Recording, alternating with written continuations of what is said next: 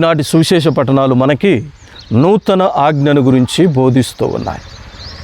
ఏమిటా నూతన ఆజ్ఞ అంటే యోహాను శుభవార్త 13వ అధ్యాయం 34వ వచనంలో చెబుతూ ఉన్నారు, నేను ఒక నూతన ఆజ్ఞను ఇచ్చుచున్నాను, మీరు ఒకరినొకరు ప్రేమింపుడు, నేను మిమ్ము ప్రేమించినట్లే మీరును ఒకరినొకరు ప్రేమించుకొనుడు, దాన్ని బట్టి మీరు నా శిష్యులని అందరూ కూడా గుర్తిస్తారు అంటూ ఉన్నారు.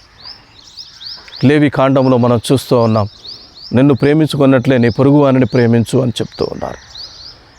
పరిశుద్ధ గ్రంథాల్లో చూసినట్లయితే మత్తయి శుభవార్త, లూకా శుభవార్తలో, మార్కు శుభవార్తలో మనకి దేవుణ్ణి ప్రేమించాలి అని 10 ఆజ్ఞలను మనం వింటూ ఉన్నాం.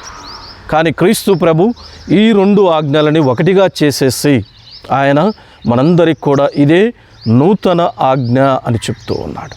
అంటే నూతనంగా తీసుకొని వచ్చినటువంటిది కాదు, కొత్తగా కనిపెట్టినటువంటిది కాదు, కానీ పాత ఆజ్ఞలనే ఒకటిగా చేసి ఐక్యపరిచి ఒకే ఒక ఆజ్ఞగా చేస్తూ ఉన్నాడు. ఏంటి అంటే దేవుణ్ణి ప్రేమించాలి, దేవుణ్ణి ప్రేమించినటువంటి విధంగానే నీ ఇరుగు పొరుగు వారిని ప్రేమించాలి అని చెప్పేసి అని అంటూ ఉన్నాడు. అగస్త్యను గారు ఈ విధంగా అంటూ ఉన్నారు, ప్రేమించు, నీ యొక్క పనులను చేయి అని చెప్పేసి అంటూ ఉన్నాడు. ఎందుకు అంటే పవిత్రమైనటువంటి ప్రేమ పాపం చేయదు, ఇతరులకు అన్యాయం చేయదు, అక్రమం చేయదు, వారిని నాశనాన్ని కోరుకోదు, కానీ ఎల్లప్పుడూ కూడా మేలునే చేస్తూ ఉన్నది. నిజంగా ప్రేమించేటటువంటి వ్యక్తి తన ఇరుగు పొరుగు వారికి ఎలాంటి అపకారాన్ని చేయడు అని చెప్పేసి అని అంటూ ఉన్నారు.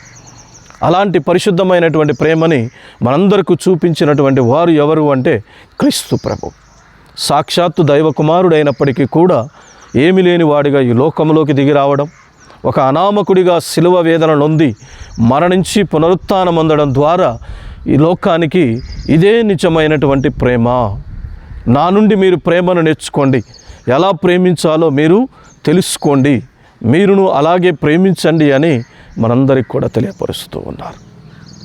మరి ఆ క్రీస్తు ప్రభు చూపించినటువంటి ప్రేమని మనం మన ఇరుగు పొరుగు వారి మీద చూపించగలుగుతూ ఉన్నామా?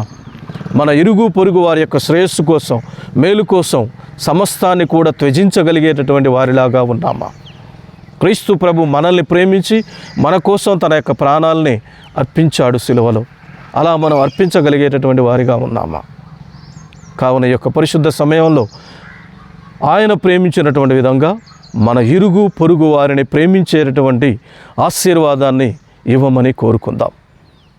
ఈనాడు మనందరి యొక్క ప్రార్థన ఇలా ఉండాలి, ప్రభువా, నిన్నే నేను ప్రేమిస్తాను, నా జీవిత కాలమంతా ప్రేమిస్తాను, నేను మరణించేంత వరకు, నీతో చేరేంత వరకు కూడా నిన్ను ప్రేమిస్తాను అంటూ ఆ ప్రభువునకు మాట ఇద్దాం. ఆ ప్రభువు చేత ఆశీర్వదించబడదాం. ఆమేన్.